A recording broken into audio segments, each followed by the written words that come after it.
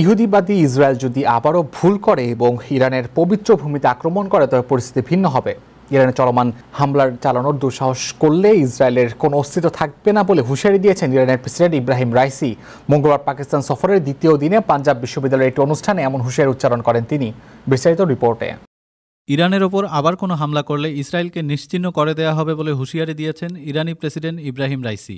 মঙ্গলবার পাকিস্তান সফরের দ্বিতীয় দিনে লাহোরের পাঞ্জাব বিশ্ববিদ্যালয়ের একটি অনুষ্ঠানে এমন হুঁশিয়ারি দেন ইরানের প্রেসিডেন্ট। ইব্রাহিম রাইসি বলেন, যদি ইসরায়েল আবারও ইরানের ওপর হামলা করে তাহলে ইসরায়েল আর থাকবে না। ইরানি প্রেসিডেন্ট আরও বলেন, যদি ইসরায়েল আরেকবার ভুল করে এবং পবিত্র ইরানের সার্বভৌমত্বকে লঙ্ঘন করে তাহলে পরিস্থিতি ভিন্ন হবে। ভাষণে ফিলিস্তিনিদের প্রতি ইরানের সমর্থন অব্যাহত থাকার কথাও জানান রাইসি। আজকের কুচকাওয়াজ অনুষ্ঠান থেকে আমেরিকার সেনাদের জন্য বার্তা হচ্ছে, তাদেরকে অবশ্যই যত তাড়াতাড়ি সম্ভব এই অঞ্চল ছেড়ে চলে যেতে হবে। এই অঞ্চল ছাড়তে হবে মার্কিন সেনাদের নিজেদের স্বার্থেই। চলতি মাসের শুরুতে সিরিয়ার দামেস্কে ইরানি কনসুলেটে হামলা চালায় ইসরায়েল। হামলায় ইরানের কয়েকজন শীর্ষ সেনা কর্মকর্তা নিহত হন। ওই হামলার জবাবে গত 13 এপ্রিল রাতে ইসরায়েলকে লক্ষ্য করে 300 ড্রোন ও ক্ষেপণাস্ত্র ছোড়ে ইরানের রেভলিউশনারি গার্ড কোর আইআরজিসি। পাল্টা জবাবে শুক্রবার 19 এপ্রিল ভোরে ইসরায়েল ইরানের ইস্পাহানে ক্ষেপণাস্ত্র হামলা চালায়। তবে ইরান সরকার তা অস্বীকার করেছে। ইসরায়েলের পক্ষ থেকেও আনুষ্ঠানিকভাবে এ বিষয়ে নিশ্চিত করা হয়নি।